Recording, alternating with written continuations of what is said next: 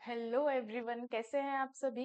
स्वागत है आपका CSIR स्क्वायर के इस प्लेटफॉर्म पे। और आज हम सेल बायोलॉजी का नेक्स्ट लेक्चर स्टार्ट करने वाले साइटोस्केलेटन से रिलेटेड, जो कि है माइक्रोट्यूब्यूल्स का। तो लेट्स गेट स्टार्टेड। अगर आपने इससे पहले इसके प्रीवियस लेक्चर्स नहीं देखे हैं तो आप एक बार जाकर उन लेक्चर्स को जरूर देखिए। तो लेट्स गेट स्टार्टेड। सबसे पहले आज हम डील करने वाले हैं माइक्रोट्यूब्यूल्स के बारे में। तो माइक्रोट्यूब्यूल्स क्या होते हैं, सबसे पहले हम उसकी डेफिनेशन देख लेते हैं। माइक्रोट्यूब्यूल्स होते हैं हॉलो सिलिंड्रिकल स्ट्रक्चर्स, जो कि कैसे होते हैं, 25 नैनोमीटर का डायामीटर होता है उनमें। और अल्फा बीटा ट्यूबुलिन जो होते हैं, ये मोनोमर्स होते हैं, जो कि क्या बनाते हैं, माइक्रोट्यूब्यूल्स का फॉर्मेशन करते हैं। ट्यूब्यूल्स जो वर्ड आया है वो उसके मोनोमर जो है अल्फा बीटा ट्यूबुलिन प्रोटीन्स, उनके थ्रू इसका वर्ड जो नाम आया है माइक्रोट्यूब्यूल, वो इससे आया है, इससे डेराइव्ड है। अब मोनोमर ट्यूबुलिन प्रोटीन दो टाइप के होते हैं। तो मोनोमर ट्यूबुलिन तीन टाइप है बेसिकली। एक होता है अल्फा ट्यूबुलिन, एक होता है बीटा ट्यूबुलिन और एक होता है गामा ट्यूबुलिन। तो ट्यूबुलिन प्रोटीन्स तीन टाइप के पाए जाते हैं। एक होता है अल्फा, एक होता है बीटा और एक होता है गामा। अल्फा ट्यूबुलिन जो होते हैं ये जीटीपी से बाउंड होते हैं, ये भी जीटीपी से बाउंड होते हैं। और ये दोनों का ही रोल किसमें होता है, माइक्रोट्यूब्यूल की असेंबली फॉर्मेशन में। ये मोनोमर्स है। जब ऐसे बहुत सारे अल्फा बीटा मिलते जाएंगे तो एक माइक्रोट्यूब्यूल का स्ट्रक्चर, एक हॉलो ट्यूब लाइक स्ट्रक्चर हमको देखने को मिलता है। अब इसकी बात करें तो ये वाला जो अल्फा जो जीटीपी से बाउंड है, ये कभी भी हाइड्रोलाइज नहीं होता है। जीटीपी का हाइड्रोलिसिस इस अल्फा से सब यूनिट अल्फा ट्यूबुलिन से नहीं होता है, जबकि बीटा जीटीपी जो है उसका क्या हो जाता है, हाइड्रोलाइज हो जाता है। और हाइड्रोलाइज हो जाएगा तो जीटीपी से जीडीपी का फॉर्मेशन हो जाता है। अब गामा ट्यूबुलिन की बात करें तो गामा ट्यूबुलिन कहाँ प्रेजेंट होता है, ये सेंट्रोसोम में प्रेजेंट होता है। और ये इंपॉर्टेंट फंक्शन परफॉर्म करता है, वो होता है इसका न्यूक्लिएशन का। ये न्यूक्लिएशन करवाता है, यानी इसके पास वो कैपेसिटी होती है कि ये सेंट्रोसोम में अल्फा बीटा ट्यूबुलिन जो है उनको अटैच करके माइक्रोट्यूब्यूल की असेंबली बनवा सकता है। तो इसका रोल यहाँ पर नहीं, सेंट्रोसोम में होता है। अब इसके फंक्शंस की बात करें, हमने डेफिनेशन देख ली, हमने इसके मोनोमर्स के बारे में पढ़ लिया। अब हम इसके फंक्शंस के बारे में बात करते हैं। माइक्रोट्यूब्यूल्स जो होते हैं उनका मेन फंक्शन किससे रिलेटेड होता है, सेल शेप और पोलैरिटी। सेल शेप मेंटेन करने में, पोलैरिटी प्रोवाइड करने में इसका रोल होता है। माइक्रोट्यूब्यूल्स क्या करते हैं, क्रोमोसोम का मूवमेंट करवाते हैं, किसके थ्रू, माइटोटिक स्पिंडल्स के थ्रू क्रोमोसोम का मूवमेंट करवाते हैं। फिर इनका एक इंपॉर्टेंट फंक्शन और है, ये क्या करवाते हैं, इंट्रासेल्यूलर ट्रांसपोर्ट करवाते हैं ऑर्गेनल्स का। ऑर्गेनल्स का एक जगह से दूसरी जगह मूवमेंट सेल के अंदर कौन करवाता है, माइक्रोट्यूब्यूल्स। तो माइक्रोट्यूब्यूल्स में हमने इसकी डेफिनेशन देखी, किस तरीके से ये हॉलो सिलिंड्रिकल स्ट्रक्चर होता है, 25 नैनोमीटर इसका डायामीटर होता है। इसमें जो ट्यूबुलिन मोनोमर्स हैं वो अल्फा बीटा है। और एक और ट्यूबुलिन प्रोटीन होता है जिसको हम गामा ट्यूबुलिन बोलते हैं। और गामा ट्यूबुलिन का रोल सेंट्रोसोम में होता है। एंड इसके फंक्शंस पोलैरिटी प्रोवाइड करने में, क्रोमोसोम का मूवमेंट करवाने में और इंट्रासेल्यूलर ट्रांसपोर्ट करवाने में होता है। अब नेक्स्ट बात करते हैं कैरेक्टरिस्टिक्स की। कैरेक्टरिस्टिक्स की बात करें इसकी, तो ये 13 प्रोटोफिलामेंट से बना हुआ होता है। ये हमने प्रीवियस लेक्चर में भी जब हमने इसका ओवरव्यू देखा था तब हमने देखा था कि ये 13 प्रोटोफिलामेंट से मिलके बना हुआ होता है। और इसमें भी जैसे एक्ट माइक्रोफिलामेंट्स में हमने पढ़ा था, उसमें प्लस और नेगेटिव एंड होते हैं। प्लस एंड होता है और एक माइनस एंड होता है। प्लस एंड पॉलीमराइजेशन के लिए रिस्पॉन्सिबल होता है, और ये कैसा एंड होता है, फास्ट ग्रोइंग एंड होता है। और जो नेगेटिव एंड होता है वो श्रिंकिंग एंड भी बोला जाता है इसे। और इसे ये डीपॉलीमराइजेशन के लिए रिस्पॉन्सिबल, डीपॉलीमराइजेशन इस नेगेटिव एंड से होता है। तो यही लिखा है कि ये positive and fast growing and होता है, और नेगेटिव एंड कैसा होता है, स्लो ग्रोइंग एंड होता है। जब ट्रेडमिलिंग की बात की जाती है तो ट्रेडमिलिंग में, ये ट्रेडमिलिंग की जो प्रोसीजर चलती है, तब जो प्लस एंड है वहां पर जो ट्यूबुलिन्स हैं वो जीटीपी बाउंड फॉर्म में आते हैं। और जो नेगेटिव एंड है वहां पर ट्यूबुलिन जो है वो जीडीपी बाउंड फॉर्म में रिमूव होता जाता है। इस प्रोसीजर को क्या बोला जाता है? ट्रेडमिलिंग बोला जाता है। यानी पॉजिटिव एंड से जो ट्यूबुलिन है वो जीटीपी बाउंड फॉर्म में आ रहे हैं और नेगेटिव एंड से जो ट्यूबुलिन है वो रिमूव होते जा रहे हैं किस फॉर्म में? जीटीपी फॉर्म में। इस प्रोसीजर को क्या बोला जाता है? ट्रेडमिलिंग बोला जाता है। अब इसके बाद बात करते हैं हम इसकी नेक्स्ट प्रॉपर्टी की कि जो माइक्रोट्यूब्यूल्स हैं वो कहाँ से ओरिजिनेट होते हैं? सेंट्रोजोम जो है उससे ओरिजिनेट होते हैं। कौन से? माइक्रोट्यूब्यूल्स। फिर माइटोसिस के टाइम पे ये माइटोटिक स्पिंडल का फॉर्मेशन करते हैं। प्लांट सेल्स में सेंट्रोजोम्स एब्सेंट होते हैं, या हम ये कह सकते हैं कि सेंट्रोजोम में जो सेंट्रियोल्स हैं वो एब्सेंट होते हैं प्लांट सेल्स में। तो हमने इसकी कैरेक्टरिस्टिक्स देखी। अभी कैरेक्टरिस्टिक्स क्या है कि ये 13 प्रोटोफिलामेंट से मिलकर बना हुआ है। दूसरा हमने देखा कि ये किस तरीके से ट्रेडमिलिंग की प्रोसीजर चलती है। प्लस एंड से जीटीपी बाउंड ट्यूबुलिन आते हैं, नेगेटिव एंड से जीटीपी बाउंड ट्यूबुलिन रिमूव होते जाते हैं, और माइक्रोट्यूब्यूल्स हमारे सेंट्रोजोम से बनते हैं और फिर ये माइटोटिक स्पिंडल का फॉर्मेशन करने में हेल्प करते हैं। नेक्स्ट इसका स्ट्रक्चर फॉर्म में हमने स्ट्रक्चर फॉर्म है किस तरीके से। ये 3 टाइप के ट्यूबुलेंस प्रेजेंट होते हैं, अल्फा बीटा गामा। ट्यूबुलेन डाइमर बनता है अल्फा और बीटा का, और उसके बाद ये ग्रोइंग एंड जो होता है वो पॉजिटिव एंड होता है। इस तरीके से अल्फा बीटा की एक लंबी चेन बनी होती है, और ये जो नेगेटिव एंड है इसको क्या बोला जाता है? श्रिंकिंग एंड बोला जाता है। जब इस तरीके से ये था, हमने बात की थी कि इसके पास ये 13 प्रोटोफिलामेंट से बना हुआ होता है। तो ये 13 प्रोटोफिलामेंट्स का जो अरेंजमेंट है वो कुछ इस तरीके से हमको देखने को मिलता है इसमें माइक्रोट्यूब्यूल्स में, और ये इस तरीके से क्या होते हैं? अरेंज्ड होते हैं। ये है 13 प्रोटोफिलामेंट्स, और जब ये पॉलीमराइज हो जाते हैं, ये पॉलीमराइज्ड फॉर्म है किसका? माइक्रोट्यूब्यूल का। अब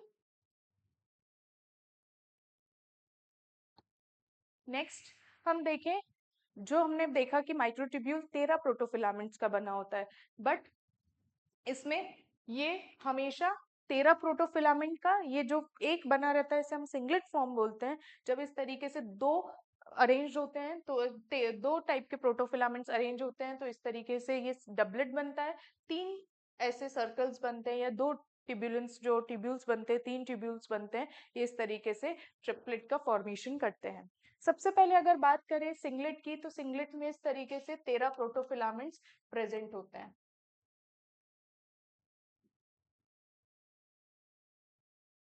ये 13 प्रोटोफिलामेंट्स प्रेजेंट होते हैं इसमें, और ये नॉर्मली साइटोप्लाज्म में प्रेजेंट होता है, और जनरली जो देखने को मिलता है वो यही वाला फॉर्म हमको देखने को मिलता है माइक्रोट्यूब्यूल्स का। फिर सीलिया और फ्लैजिला की बात करें तो सीलिया और फ्लैजिला में डबलेट फॉर्म देखने को मिलता है। डबलेट में क्या होता है? दो इस तरीके से अरेंज होते हैं। फिर जब ये दो इस तरीके से अरेंज होते हैं तो यहाँ पर तो 13 प्रोटोफिलामेंट्स आपको ए ट्यूब्यूल में देखने को मिलेंगे, लेकिन जब बी ट्यूब्यूल जो होता है उसमें हमको 10 प्रोटोफिलामेंट्स अरेंज्ड दिखते हैं। यहाँ पर 10 का अरेंजमेंट होता है और यहाँ पे 13 का अरेंजमेंट होता है। तो इस तरीके से स्ट्रक्चर बनता है डबलेट का। ये में 13 है, बी में 10 है, तो ये 13 प्रोटोफिलामेंट्स ए ट्यूब्यूल में और 10 प्रोटोफिलामेंट्स बी ट्यूब्यूल में हमको देखने को मिलेंगे। अब ऐसे ही अगर हम बात करते हैं ट्रिपलेट की, ट्रिपलेट स्ट्रक्चर हमको किस में देखने को मिलता है? बेसल बॉडीज में, बेसल बॉडीज और सेंट्रियोल्स में देखने को मिलता है। फिर जब ऐसे इसमें 3 अरेंज होते हैं, 3 ट्यूब्यूल्स आ जाते हैं ट्रिपलेट में, तो 3 ट्यूब्यूल में ए ट्यूब्यूल जो होता है उसमें 13, बी ट्यूब्यूल में 10 और सी ट्यूब्यूल में 10। तो आप इसको इस तरीके से ध्यान रख सकते हैं कि ए ट्यूब्यूल में हमेशा 10 रहेंगे अगर एक ट्यूब्यूल प्रेजेंट है, अगर उसके साथ कोई दूसरा जुड़ जाएगा तो उसमें 10, वापस और एक और जुड़ जाएगा तो उसमें 10। तो इस तरीके से हमको अरेंजमेंट देखने को मिलता है। नेक्स्ट सेंट्रोजोम की बात करें तो सेंट्रोजोम क्या है? अब हम बात करते हैं सेंट्रोजोम। हमने देखा कि माइक्रोट्यूब्यूल किससे बनता है? सेंट्रोजोम से बनता है। तो लेट्स स्टडी सेंट्रोजोम। अब सेंट्रोजोम की बात करें तो सेंट्रोजोम जो होता है ये प्राइमरी माइक्रोट्यूब्यूल ऑर्गेनाइजिंग सेंटर होता है, या इसको हम बोलते हैं एमटीओसी। इन शॉर्ट फॉर्म हम बोलते हैं एमटीओसी, यानी माइक्रोट्यूब्यूल ऑर्गेनाइजिंग सेंटर।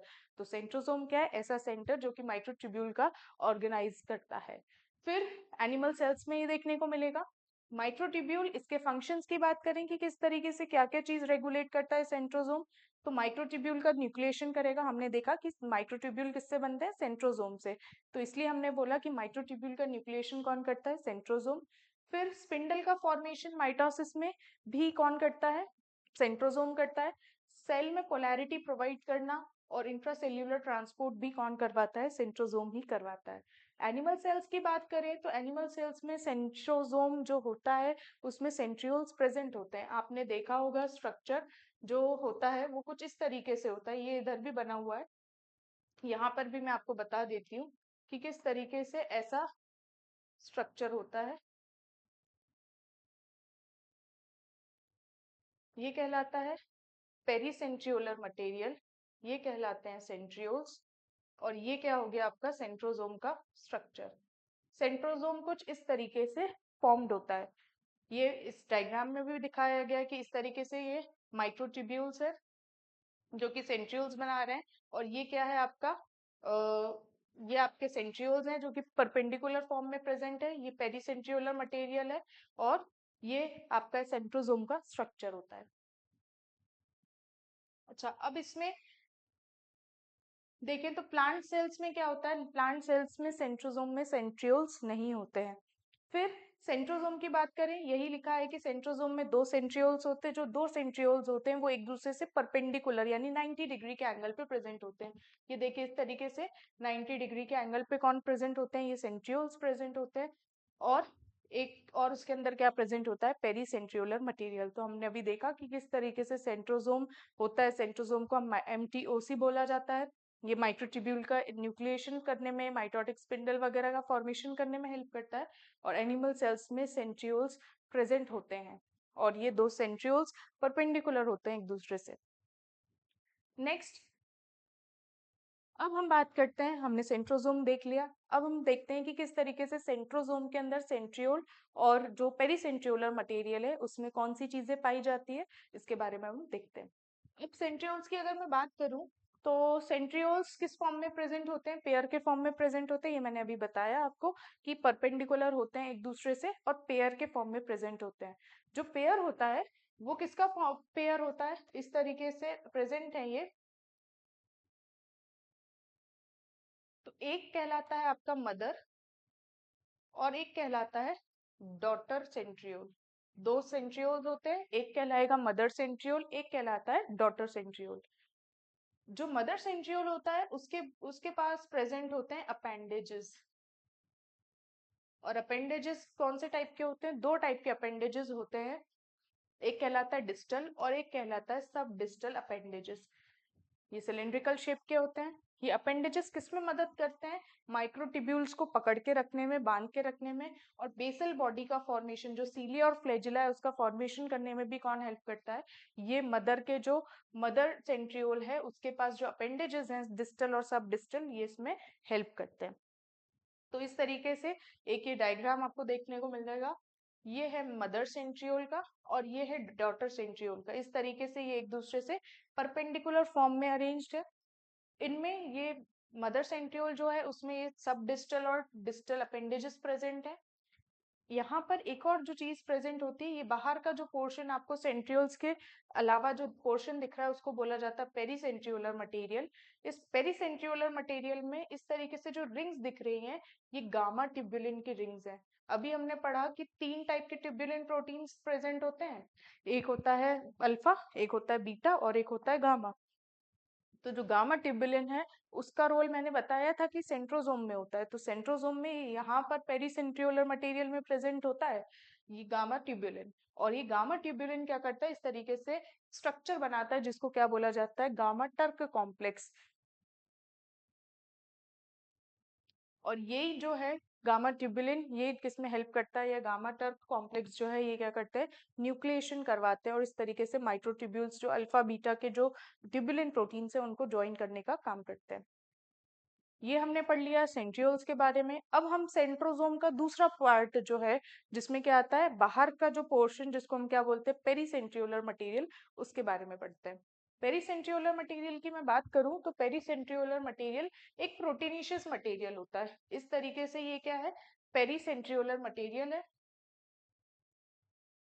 ये पेरीसेंट्रियोलर मटेरियल है, यानी जो सेंट्रोजोम का स्ट्रक्चर हमने देखा था, उसमें ये बाहर का जो पोर्शन है ये सेंट्रियोल्स थे, और इसमें जो बाहर का पोर्शन था इसको मैंने बोला था कि ये क्या है, पेरीसेंट्रियोलर मटेरियल है। पेरीसेंट्रियोलर मटेरियल क्या है, एक प्रोटीनेशियस स्ट्रक्चर होता है, प्रोटीनेशियस मैट्रिक्स होती है जो कि सेंट्रियोल्स को सराउंड करके रखती है। और ये बहुत इंपॉर्टेंट साइट होती है किसके लिए, माइक्रोट्यूब्यूल का न्यूक्लिएशन करवाने के लिए, यानी माइक्रोट्यूब्यूल में न्यूक्लियस या माइक्रोट्यूब्यूल की असेंबली बनाने के लिए जो बहुत इंपॉर्टेंट होता है वो होता है आपका कौन सा, ये पोर्शन, पेरीसेंट्रियोलर मटेरियल, जिसको हम पीसीएम बोलते हैं। अब ऐसा क्या होता है पीसीएम में जिसके कारण हमने बोला कि माइक्रोट्यूब्यूल का न्यूक्लिएशन कर सकता है। माइक्रोट्यूब्यूल का न्यूक्लिएशन करवाने के लिए इसके पास प्रेजेंट होते हैं प्रोटीन्स।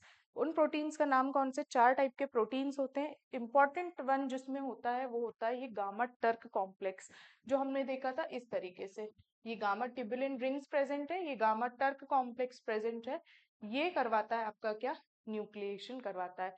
और यही लिखा है कि ये क्या है, इंपॉर्टेंट न्यूक्लिएशन साइट है। दूसरा प्रोटीन जो प्रेजेंट होता है वो पेरीसेंट्रिन है, फिर है नाइनिन, और एक होते हैं सीईपी प्रोटीन। इस तरीके से इंपॉर्टेंट प्रोटीन्स प्रेजेंट होते हैं इस पेरीसेंट्रियोलर मटेरियल में, और यही क्या करवाएंगे, माइक्रोट्यूब्यूल का न्यूक्लिएशन करवाते हैं। अब इसका फंक्शन की बात करें तो ये क्या करता है, माइनस एंड जो माइक्रोट्यूब्यूल है, अब माइक्रोट्यूब्यूल में भी हमने देखा था कि लास्ट क्लास में भी हमने देखा था कि माइक्रोट्यूब्यूल्स में भी क्या होती है, पोलैरिटी होती है। तो इस तरीके से अगर मैं एक स्ट्रक्चर बनाऊं तो ये इसका क्या कहलाएगा, पॉजिटिव एंड, ये कहलाएगा नेगेटिव एंड। तो जो नेगेटिव एंड है माइक्रोट्यूब्यूल का वो किसके साथ अटैच होता है, वो अटैच होता है पेरीसेंट्रियोलर मटेरियल के साथ। तो पेरीसेंट्रियोलर मटेरियल के साथ जो एंड अटैच्ड होता है वो कौन सा एंड होता है, नेगेटिव एंड। और ये क्या करता है, प्लस एंड जो होगा वो आउटवर्ड की तरफ ग्रोथ करवाएगा। क्यों, क्योंकि प्लस एंड की बात करें तो प्लस एंड क्या करवाता है, हमेशा पॉलीमराइजेशन करवाने का काम करता है। तो इस तरीके से हमने क्या हमने कवर कर लिया हमारा सेंट्रोजोम का पोर्शन। सेंट्रोजोम में हमने पढ़ा सेंट्रियोल्स के बारे में। सेंट्रोजोम दो चीजों से मिलकर बना, एक होता है सेंट्रियोल, एक होता है पेरीसेंट्रियोलर मटेरियल। सेंट्रोजोम सेंट्रियोल्स जो होते हैं वो परपेंडिकुलरली अरेंज्ड होते हैं एक दूसरे से, मदर और डॉटर का पेयर प्रेजेंट होता है, मदर के पास अपेंडेजेस प्रेजेंट होंगे। और जो उसके बाद हम बात करते हैं पेरीसेंट्रियोलर मटेरियल की, तो पेरीसेंट्रियोलर मटेरियल की बात करें तो इसमें ये न्यूक्लिएशन के लिए बहुत इंपॉर्टेंट होता है। क्यों, क्योंकि इसके पास प्रेजेंट होते हैं कौन से, प्रोटीन्स प्रेजेंट होते हैं, जिसमें एक स्पेशल टाइप का प्रोटीन होता है जिसको हम बोलते हैं गामा ट्यूबुलिन प्रोटीन। यह गामा टर्क कॉम्प्लेक्स जो बनाता है, और यही करवाएगा आपका किसका, न्यूक्लिएशन करवाता है किसका, माइक्रोट्यूब्यूल्स।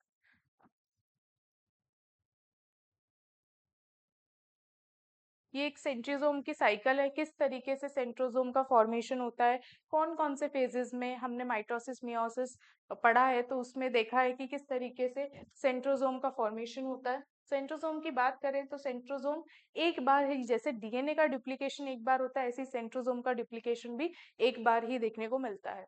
अब इसकी स्टेज वाइज की बात करें तो सबसे पहले हम डील करते हैं किसके साथ, जीवन फेज के साथ। जीवन फेज में क्या होता है, जीवन फेज में जो आपके सेंट्रोजोम है, ये सेंट्रोजोम है, ये सेंट्रियोल है, और ये जो सेंट्रियोल है वो इस तरीके से प्रेजेंट होते हैं। तो जीवन फेज में हम कह सकते हैं कि एक सेंट्रोजोम प्रेजेंट होता है, और सेंट्रोजोम के साथ, सेंट्रोजोम के अंदर दो सेंट्रियोल प्रेजेंट होते हैं। बट ये अभी किस फॉर्म में प्रेजेंट है, इनएक्टिव फॉर्म में सेंट्रोजोम प्रेजेंट होता है। यही लिखा हुआ है कि मदर सेंट्रियोल के पास अपेंडेजेस होते हैं, सेंट्रोजोम इनएक्टिव फॉर्म में प्रेजेंट होता है। एस फेज की बात करूं मैं, एस फेज डुप्लीकेशन फेज कहलाता है। जीवन के बाद कौन सी फेज आती है, एस फेज। एस फेज में क्या होता है, हमने देखा S phase is synthesis phase, या डुप्लीकेशन होता है। तो यहाँ पे सिंथेसिस या डुप्लीकेशन किसका होगा, सेंट्रियोल्स का। दो सेंट्रियोल थे, अब ये दोनों सेंट्रियोल क्या करते हैं, एस फेज में डुप्लीकेशन रेप्लिकेशन में क्या होता है, सेल अपनी कॉपी बनाता है। तो यहाँ पे कौन कॉपी बनाएगा अपनी, सेंट्रियोल्स अपनी कॉपी बना लेते हैं। सेंट्रियोल्स क्या करते हैं, कॉपी बना लेते हैं। अभी कितने सेंट्रियोल्स थे, दो, और अब कितने बन जाएंगे, चार सेंट्रियोल्स बन जाएंगे। उसके बाद बात करें तो ये चार सेंट्रियोल्स जो बने हैं, और इसमें जो काइनेजेस हैं इनका एक इम्पॉर्टेंट रोल होता है। काइनेजेस में कौन से काइनेजेस आते हैं आपके, साइक्लिन ई, G1 एस और एस फेज के साइक्लिन्स यहाँ पे एक इम्पॉर्टेंट रोल प्ले करते हैं। और एक और काइनेज होता है जिसको हम बोलते हैं पोलोलाइक काइनेज 4, और ये क्या करवाता है किसकी, इसकी सिंथेसिस में इनिशिएशन करवाने का काम कौन करता है, पोलोलाइक काइनेज 4 करता है। तो इस तरीके से हमने देखा कि जीवन फेज में सबसे पहले सेंट्रोसोम साइकिल की बात करें तो सेंट्रोसोम साइकिल में जीवन फेज होता है और एस फेज होता है। जीवन फेज शुरू का फेज है। अभी हम बाकी फेजेस भी पढ़ेंगे। पहला फेज कौन सा होता है, जीवन फेज। जीवन फेज में एक सेंट्रोसोम प्रेजेंट है पर वो इनएक्टिव फॉर्म में प्रेजेंट है, और एक सेंट्रोसोम में हमने देखा कि हमेशा कितने सेंट्रियोल्स प्रेजेंट होंगे, 2 सेंट्रियोल्स प्रेजेंट होते हैं। 2 सेंट्रियोल्स प्रेजेंट है। एस फेज आया, एस फेज को हम रेप्लिकेशन फेज बोलते हैं या डुप्लीकेशन फेज। इसमें क्या होता है, रेप्लिकेशन डुप्लीकेशन होगा किसका, सेंट्रियोल्स का। सेंट्रियोल्स 2 थे, अब कितने बन जाएंगे, रेप्लिकेशन होने के बाद अपनी अपनी कॉपी बना लेंगे हर एक सेंट्रियोल्स, और इस तरीके से हमको 4 सेंट्रियोल्स हमको देखने को मिलेंगे। और इसमें साइक्लिन्स का और पोलोलाइक काइनेज का इंपॉर्टेंट रोल है। नेक्स्ट है G2 phase. G1 S phase हमने कवर कर लिए। G1 S और S फेज के बाद कौन सा फेज आता है, G2 फेज। G2 फेज की बात करें तो यहाँ पे सेंट्रियोल्स बन चुके हैं, अब उन सेंट्रियोल्स का क्या होने लगता है, इलोंगेशन होने लगता है। इलोंगेशन होगा, सेंट्रोसोम मैच्योर हो जाता है, और यहाँ पे अब हमने क्या देख लिया, सेंट्रोसोम में सेंट्रियोल्स तो बन गए, अब उसके बाहर का पोर्शन PCM जिसको हम बोलते हैं पेरीसेंट्रियोलर मटेरियल, उसके लिए आ जाते हैं कौन, प्रोटीन्स आ जाते हैं किस फेज में, इस फेज में, G2 फेज में। उसके बाद और इनके पास क्या होता है, हमने देखा पीसीएम प्रोटीन्स के पास न्यूक्लिएशन की कैपेसिटी होती है। फिर एम फेज की बात करते हैं, G2 फेज हो गया, फिर नेक्स्ट कौन सा आता है, एम फेज। एम फेज में भी हमारे कितने फेजेस होते हैं, पहला होता है प्रो फेज, दूसरा होता है मेटा फेज, तीसरा है एना फेज, चौथा फेज होता है आपका टीलो फेज, और साइटोकाइनेसिस। अब देखो प्रो फेज में अभी तक हमने देख लिया कि सेंट्रियोल्स बन गए एस फेज में। G2 फेज, एस फेज के बाद आया G2 फेज। G2 फेज में जो पेरीसेंट्रियोलर मटेरियल है उसके प्रोटीन्स भी आ चुके हैं। प्रो फेज में क्या होता है कि सेंट्रोसोम जो है, अभी तक कितना, एक सेंट्रोसोम था, 4 सेंट्रियोल बन चुके थे। अब क्या हो जाता है, सेंट्रोसोम्स जो है वो क्या हो जाते हैं, यहाँ पर सेपरेट हो जाते हैं। सेंट्रोसोम्स का सेपरेशन प्रो फेज में, एम फेज में हो जाता है। उसके बाद और ये क्या होते हैं, अपोजिट पोल्स की तरफ मूवमेंट कर लेते हैं। फिर मेटाफेज में क्या होता है, मेटाफेज में और ये किसका फॉर्मेशन स्टार्ट कर देते हैं, आपके माइटोटिक स्पिंडल का फॉर्मेशन स्टार्ट कर देते हैं। मेटाफेज की बात करें तो मेटाफेज में जो स्पिंडल का अपैरेटस है वो प्रॉपर पूरा बन जाता है मेटाफेज में। एनाफेज की बात करें, एनाफेज और टीलोफेज को हम थोड़ा कंबाइन फॉर्म में पढ़ते हैं। एनाफेज टीलोफेज में क्या होता है, एनाफेज में हम देखें तो क्रोमोसोम क्या होने लगते हैं, सेपरेट होने लगते हैं, अपोजिट पोल्स की तरफ मूवमेंट करते हैं। और इस तरीके से आपने देखा होगा कि पहले अरेंज होते हैं, ये सेंट्रोसोम है आपका, यहाँ पे सेंट्रियोल्स प्रेजेंट है, और यहाँ से आपके क्या होते हैं, स्पिंडल का फॉर्मेशन होना स्टार्ट हो जाता है। तो एनाफेज मेटाफेज तक तो इस तरीके से क्रोमोसोम होते हैं, मेटाफेजिक प्लेट पे अरेंज होते हैं ना, ये इस तरीके से।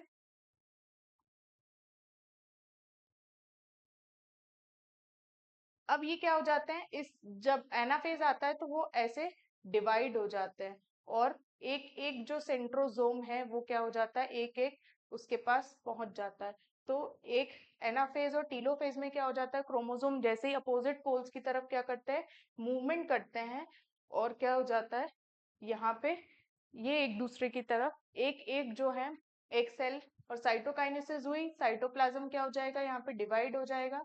साइटोप्लाज्म डिवाइड होने के कारण 2 सेल्स बनती हैं, एक होती है आपकी डॉटर, 2 डॉटर सेल्स बनती है हमारी। तो एक एक डॉटर सेल के पास क्या पहुंच जाएगा आपका, एक एक सेंट्रोसोम पहुंच जाएगा।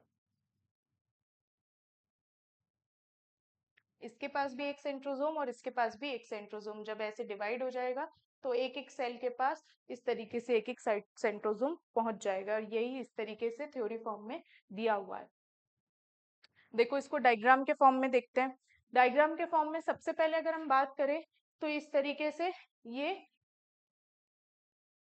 ये पेरीसेंट्रियोलर मटेरियल है, ये सेंट्रियोल्स है, ये सेंट्रियोल्स है आपके, और ये क्या है, पेरीसेंट्रियोलर मटेरियल। न्यूक्लिएशन होता है सबसे पहले प्रोसेंट्रियोल्स का। अब क्या हुआ, ये इस तरीके से प्रोसेंट्रियोल्स जैसा स्ट्रक्चर बनता है, और ये क्या करवाएगा, प्रोसेंट्रियोल्स क्या करवाते हैं, सेंट्रियोल्स का इनिशिएशन करवाते हैं। जैसे इनिशिएशन हुआ तो फिर क्या हुआ, इस फेज में आके प्रोसेंट्रियोल्स का क्या होने लगता है, इलोंगेशन होने लगता है। एस फेज में क्या होता है, सिंथेसिस होने लगता है। G2 फेज में आके ये क्या होने लगते हैं, इलोंगेट होने लगते हैं। फिर उसके बाद और क्या होता है, सेपरेशन हो जाता है सेंट्रोजोम का एम फेज के प्रोफेज में, और मेटाफेज और एनाफेज आते तक। मेटाफेज में ये प्रॉपरली पूरा स्पिंडल अपैरेटस इस तरीके से अरेंज्ड होता है, किसमें, मेटाफेज में। बट जैसे ही एनाफेज आएगी तो इस तरीके से इनके बीच में, सिस्टर क्रोमैटिड्स के बीच में हो जाती है स्प्लिटिंग, और स्प्लिटिंग होने के बाद जब साइटोकाइनेसिस होगा तो ये एक सेल बन जाएगी और ये दूसरी सेल बन जाएगी। एक सेल के पास ये एक सेंट्रोजोम आ गया, दूसरी सेल जो बनी उसके पास ये एक सेंट्रोजोम कंप्लीटली फॉर्म्ड फॉर्म में आ गया। तो ये थी हमारी कौन सी, सेंट्रोजोम की साइकिल। ज्यादा कुछ नहीं था, सिंपल था। G1 फेज में जो है एक सेंट्रोजोम है, उसके अंदर 2 सेंट्रियोल्स प्रेजेंट है। फिर कौन सा फेज आता है, एस फेज। एस फेज में हमेशा क्या होता है, डुप्लीकेशन होता है। डुप्लीकेशन किसका होगा, सेंट्रियोल्स का हो जाएगा। 2 सेंट्रियोल्स थे, कितने सेंट्रियोल बन जाएंगे, 4 सेंट्रियोल बन जाएंगे। जैसे ही उसके बाद कौन सी फेज आती है, G2। अब सेंट्रियोल्स बन गए हैं, सेंट्रियोल्स क्या होंगे, फिर इलोंगेट होने लगेंगे। इलोंगेट हुए और पीसीएम प्रोटीन्स भी इसी स्टेज में आते हैं, G2 फेज में।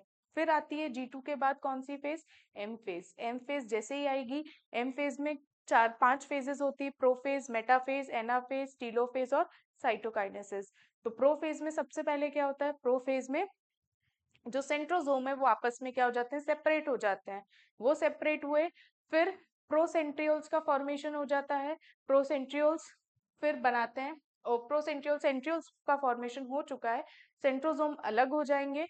मेटाफेज स्टेज आएगी जब, तो मेटाफेज में प्रॉपर स्पिंडल का अपैरेटस बन जाता है, और एनाफेज में सिस्टर क्रोमैटिड्स क्या हो जाते हैं, सेपरेट हो जाएंगे। तो उनके सेपरेशन के कारण जैसे ही साइटोकाइनेसिस होगा तो वो 2 डॉटर सेल्स बनेगी, और दोनों डॉटर सेल्स में इस तरीके से एक एक सेंट्रोजोम पहुंच जाएगा। तो ये थी कैसी, सेंट्रोजोम की साइकिल, किस तरीके से सेंट्रोजोम का फॉर्मेशन होता है।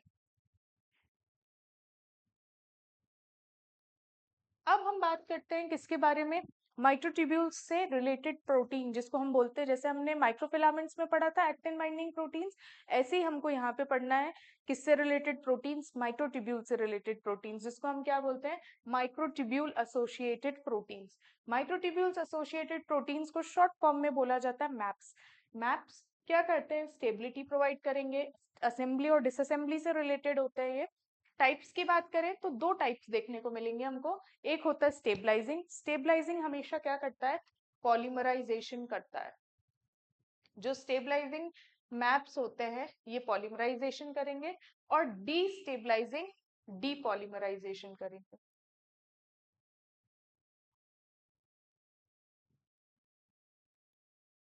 ये पॉलीमराइजेशन करेंगे, ये डीपॉलीमराइजेशन करेंगे। अब हम देखते हैं एक एक के बारे में। माइक्रोट्यूब्यूल स्टेबलाइजिंग पॉलीमराइजेशन करते हैं, ये डीपॉलीमराइजेशन नहीं होने देते हैं, और डीस्टेबलाइजिंग वाले डीपॉलीमराइजेशन करेंगे। हमको इनके बारे में पढ़ना है, इनके कौन कौन से टाइप्स के मैप्स हमको देखने को मिलेंगे। सबसे पहले अगर मैं बात करूं तो पहला कौन सा आता है, मैप 1। पहला मैप 1 जो है वो कहाँ प्रेजेंट होता है, न्यूरॉन्स में प्रेजेंट होता है। न्यूरॉन्स में भी कहाँ पे, ये एक्सॉन और डेंड्राइट्स दोनों में प्रेजेंट होता है। आपने देखा होगा इस तरीके से स्ट्रक्चर होता है एक्सॉन का, ये आगे यहाँ पे डेंड्राइट्स प्रेजेंट होते हैं, ये न्यूक्लियस है, इस तरीके से ये प्रेजेंट होता है। यहाँ एक्सॉन टर्मिनल प्रेजेंट होता है, ये न्यूक्लियस है इसका। तो ये कहाँ प्रेजेंट होते हैं, एक्सॉन्स और डेंड्राइट्स दोनों में प्रेजेंट होते हैं। जो मैप 2 है वो कहाँ पे प्रेजेंट होता है, डेंड्राइट्स में प्रेजेंट होता है। यहाँ पे कौन प्रेजेंट होगा, मैप 2 प्रेजेंट होगा। टाउ प्रोटीन की बात करूं तो टाउ प्रोटीन क्या होता है, टाउ प्रोटीन एक्सॉन्स में प्रेजेंट होते हैं न्यूरॉन्स के, और ये किसके लिए रिस्पॉन्सिबल होते हैं, असेंबली फॉर्मेशन के लिए। स्टेबलाइजिंग है तो सारे ही असेंबली बनाएंगे। अब नॉर्मल टाउ से अल्जाइमर डिसीज, सबसे इंपॉर्टेंट चीज है इसमें याद रखने के लिए कि जो टाउ प्रोटीन से आपने बायोकेमिस्ट्री में भी पढ़ा होगा कि जो टाउ प्रोटीन है अगर इनमें किसी भी तरीके से प्रॉब्लम आती है या अबनॉर्मलिटी देखने को मिलेगी तो कौन सी डिसीज हो जाती है, अल्जाइमर डिसीज हो जाती है। और ये कहाँ प्रेजेंट होते हैं, आपके एक्सॉन्स में प्रेजेंट होते हैं। फिर चौथे टाइप के प्रोटीन्स आते हैं जिनको बोला जाता है प्लस टिप्स। प्लस टिप्स का मतलब होता है plus positive and tracking proteins या प्लस एंड ट्रैकिंग प्रोटीन्स। इसमें हम देखते हैं, इसमें 3 एग्जांपल्स हैं, EB1 एंड EB1 का फुल फॉर्म है एंड बाइंडिंग 1। EB1 प्रोटीन जिसको बोला जाता है एंड बाइंडिंग 1। फिर नेक्स्ट है क्लिप 70, क्लिप 170 और नेक्स्ट आता है एक्समैप 215। तो ये 3 टाइप के प्रोटीन्स होते हैं। एक्समैप 2115 क्या करता है, ये जो अल्फा बीटा प्रेजेंट होते हैं डाइमर्स उनसे जाके बाइंड करेगा, ये करवाता है स्टेबलाइज किसके स्ट्रक्चर को, ये जितने भी प्रोटीन्स है मैप 1, मैप 2, टाउ प्रोटीन और मैप 4। और ये प्लस टिप्स यानी प्लस एंड ट्रैकिंग प्रोटीन्स ये क्या करवाते हैं, EV1, क्लिप 170, एक्समैप 215, ये सारे क्या करवाते हैं, स्टेबलाइजिंग प्रोटीन्स कहलाते हैं। ये पॉलीमराइजेशन करवाएंगे। अब नेक्स्ट हम बात करते हैं किसकी, ये मैप 4 है। मैप 4 भी प्रेजेंट होता है बट ये न्यूरॉन्स में प्रेजेंट नहीं होता। अभी तक आपने देखा कि मैप्स जो है जितने भी थे मैप 1 और 2 इनके बारे में हमने पढ़ा, ये कहाँ प्रेजेंट थे, न्यूरॉन्स में। बट जो मैप 4 होता है वो मोस्ट सेल्स में प्रेजेंट होता है और न्यूरॉन्स में एब्सेंट होता है।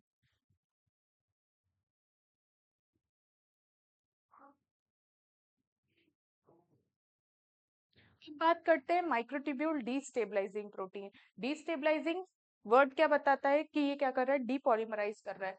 तो ये क्या करते हैं, डीपॉलीमराइजेशन का काम करते हैं, ये प्रमोट करते हैं किसको, डीपॉलीमराइजेशन को। अब इसमें देखते हैं कौन कौन से टाइप के प्रोटीन्स आते हैं। सबसे पहला आता है इसमें काइनेसिन 13। ये क्या करता है, ये ट्यूबुलिन सब यूनिट्स को रिमूव कर देता है। डीपॉलीमराइजेशन में क्या होता है, ट्यूबुलिन सब यूनिट्स जो है वो रिमूव होती जाती है, तो काइनेसिन 13 ये काम करता है। फिर नेक्स्ट आता है स्टेथमिन या OP18। ये क्या करता है, ये बाइंड करता है फ्री ट्यूबुलिन से और पॉलीमराइजेशन को और प्रमोट करता है माइटोटिक डिसअसेंबली को। ये क्या कर जाते हैं, और कैटेनिन ये सीवर करता है किसको, माइक्रोट्यूब्यूल्स, और जनरेट करता है माइक्रोट्यूब्यूल फिलामेंट्स।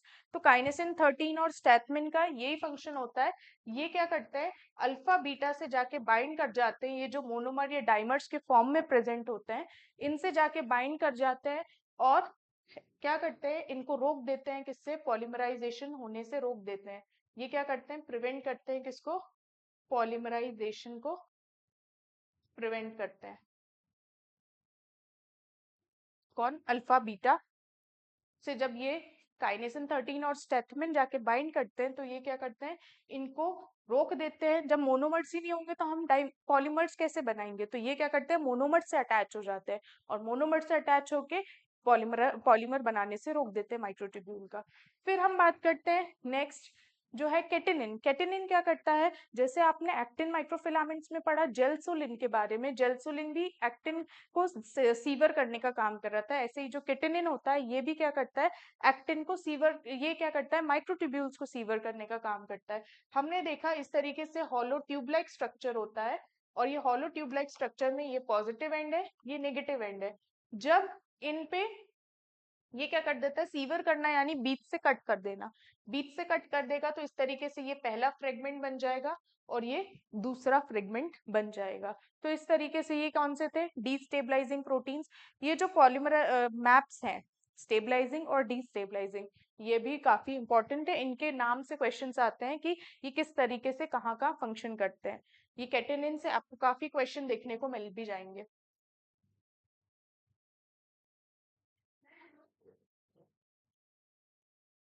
अब हम बात करते हैं माइक्रोट्यूब्यूल से मोटर प्रोटीन्स। मोटर का मतलब होता है जो मूवमेंट कर रहा है, तो मोटर प्रोटीन्स क्या होते हैं, ये माइक्रोट्यूब्यूल्स के अलोंग मूव करते हैं यूजिंग ATP एनर्जी।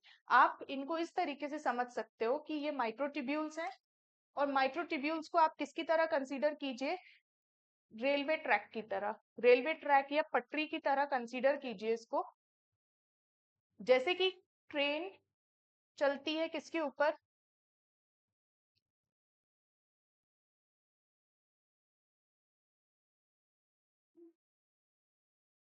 ये माइक्रोट्यूब्यूल्स हैं, ये रेलवे ट्रैक की तरह काम करते हैं। और जो मोटर है ये किसकी तरह, इसको आप समझो ट्रेन की तरह। जैसे कि एक ट्रेन है वो पटरी पे चलती है, रेलवे ट्रैक पे चलती है, ऐसे ही मोटर प्रोटीन्स जो है वो माइक्रोट्यूब्यूल्स के ऊपर क्या करते हैं, मूव करते हैं। किस लिए मूव करते हैं, जो कार्गो प्रोटीन्स होते हैं या जिनको ट्रांसपोर्ट करना है, ऐसे प्रोटीन्स को क्या बोला जाता है, कार्गो प्रोटीन्स। तो कार्गो मटेरियल को ट्रांसपोर्ट करने के लिए कौन हेल्प करता है, मोटर प्रोटीन्स। और ये कैसे हेल्प करते हैं, माइक्रोट्यूब्यूल्स की जो पटरी है उसको मूव करते हैं ये। अब इसमें एक चीज ध्यान रखने लायक है कि जो काइनेसिन होता है, इसमें दो टाइप के हम पढ़ने वाले हैं मोटर प्रोटीन्स। मोटर प्रोटीन्स दो टाइप के होते हैं, एक होता है काइनेसिन और एक होता है डाइनिन। ये बहुत इंपॉर्टेंट है, इससे काफी क्वेश्चन आपको सीएसआर में देखने को मिल जाएंगे कि काइनेसिन किस तरीके से डायरेक्टेड होता है। डायरेक्टली इनडायरेक्टली आपको क्वेश्चन में देखने को मिलेगा इसके बारे में। काइनेसिन जो होता है वो प्लस एंड होता है और नेगेटिव एंड की तरफ डायरेक्टेड कौन सा होता है, डाइनिन। अब आप इसको ध्यान कैसे रखोगे, डायन कैसी होती है, नेगेटिव होती है, विलेनिशियस होती है ना। तो नेगेटिव से हमेशा क्या ध्यान रखना है कि डाइनिन कैसा है, डायन, डाइनिन से डायन याद रखना है। और ये किस तरफ डायरेक्टेड होगा, नेगेटिव एंड की तरफ डायरेक्टेड होगा। तो इसलिए डाइनिन नेगेटिव होगा, तो इसका जो काइनेसिन होगा वो किसकी तरह होगा, पॉजिटिव एंड डायरेक्टेड। अब इसके स्ट्रक्चर की बात करें तो काइनेसिन जो है, काइनेसिन हेट्रोटेट्रामर होता है, यानी 4 सब यूनिट से मिलके बना है, जिसमें 2 हेवी चेन होती है, 2 लाइट चेन होती है। इस तरीके से उसका स्ट्रक्चर होता है।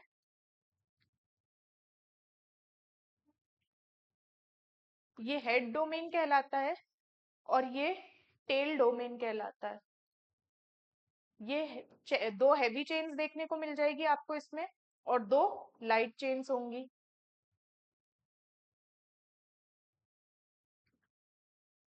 अब इसके पार्ट्स की बात करें तो हेड डोमेन जो होता है वो मोटर डोमेन होता है, यानी जो ये माइक्रोट्यूब्यूल है, माइक्रोट्यूब्यूल पे मूव कौन करेगा, मोटर डोमेन। तो ये मोटर डोमेन जो हेड डोमेन है, इसके थ्रू क्या होता है, ये अटैच होता है किस पे, माइक्रोट्यूब्यूल से। तो मोटर डोमेन ये किससे बाइंड करता है, माइक्रोट्यूब्यूल से और एटीपी से बाइंड करता है। उसके बाद नेक या लिंकर की बात करें तो ये मूवमेंट करवाता है। जो टेल है ये कार्गो से बाइंड करता है, ये जो टेल वाला पोर्शन है ये किससे बाइंड करेगा, कार्गो प्रोटीन से। इस तरीके से कार्गो होगा जिसको हमको ट्रांसपोर्ट करना है, उससे टेल बाइंड करती है। और माइक्रोट्यूब्यूल से कौन बाइंड करता है, हेड का डोमेन बाइंड करता है। फिर ये एटीपी हाइड्रोलिसिस की मदद से क्या करवाता है, मूवमेंट करवाता है। इसके फंक्शन की बात करें तो ट्रांसपोर्ट करवाएगा। मूवमेंट कैसा होता है, ये चीज बहुत इंपॉर्टेंट है कि ये मूवमेंट किस तरफ करवाता है, एंटीरोग्रेड ट्रांसपोर्ट करवाता है। अब इसमें दो टर्म्स आते हैं, एक होता है एंटीरोग्रेड ट्रांसपोर्ट और एक होता है रेट्रोग्रेड ट्रांसपोर्ट। रेट्रोवर्ड हमेशा क्या बताता है, रेट्रो थीम, रेट्रो सॉन्ग्स आपने सुने होंगे। तो रेट्रोवर्ड किसके बारे में बताता है, पुराना, पिछला, है ना, पीछे का। तो जैसे पुराने सॉन्ग्स को हम बोलते हैं रेट्रो सॉन्ग्स, तो ऐसे ही रेट्रोग्रेड ट्रांसपोर्ट क्या होता है, जो कि बैक साइड मूवमेंट करवाता है। जब भी हम माइक्रोट्यूब्यूल का स्ट्रक्चर देखते हैं तो वो कुछ इस तरीके से होता है, ये पॉजिटिव एंड होता है, ये नेगेटिव एंड होता है। तो पॉजिटिव एंड की तरफ मूवमेंट यानी बैक साइड जो मूवमेंट करेगा वो कौन सा मूवमेंट कहलाएगा, रेट्रोग्रेड। और जो आगे की तरफ मूवमेंट होगा वो क्या कहलाता है, एंटीरोग्रेड मूवमेंट। अब ये देखो, जो काइनेसिन के बारे में हमने देखा पहली स्लाइड में कि काइनेसिन हमेशा कैसा होता है, पॉजिटिव एंड डायरेक्टेड होता है। पॉजिटिव एंड डायरेक्टेड होगा तो ये किस तरफ मूव कर रहा है, ये देखो पॉजिटिव एंड की तरफ। और इस मूवमेंट को क्या बोला जाता है, एंटीरोग्रेड ट्रांसपोर्ट। तो आपको कौन सी चीज ध्यान रखनी है कि काइनेसिन जो है वो पॉजिटिव एंड की तरफ डायरेक्टेड होता है। और कौन सा ट्रांसपोर्ट देखने को मिलेगा आपको इसमें, एंटेरोग्रेड। और दूसरा आता है डाइनिन। डाइनिन मोटर प्रोटीन कैसा होता है, नेगेटिव एंड की तरफ, और ये क्या करवाएगा आपका, रेट्रोग्रेड ट्रांसपोर्ट देखने को मिलेंगे किसमें, डाइनिन में। ये डाइनिन है और इसमें रेट्रोग्रेड ट्रांसपोर्ट देखने को मिलेगा। ये इस तरीके से इसका स्ट्रक्चर है। ये देखिए ये इसका स्ट्रक्चर है।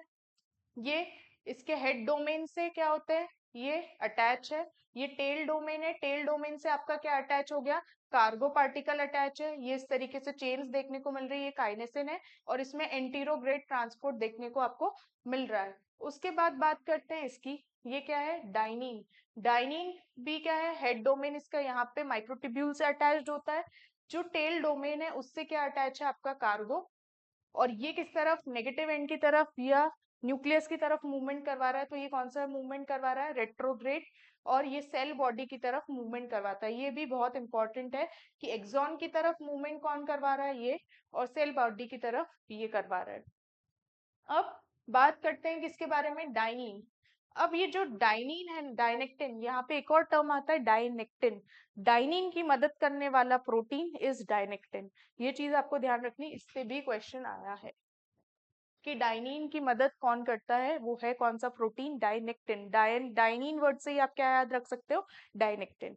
अब डाइनिन की बात करें तो ये लार्ज प्रोटीन होता है, इसमें 2 हेवी चेन्स होती है, इंटरमीडिएट और लाइट चेन्स भी प्रेजेंट होती है। फिर पार्ट्स की बात करें तो इसके पास हेड होता है, इसके पास टेल होता है। हेड से कौन बाइंड करेगा, माइक्रोट्यूब्यूल से बाइंड करता है, एटीपी की बाइंडिंग होती है, और टेल किससे बाइंड करती है, कार्गो पार्टिकल से, जिसको सेपरेट, जिसको मूवमेंट करवाना है।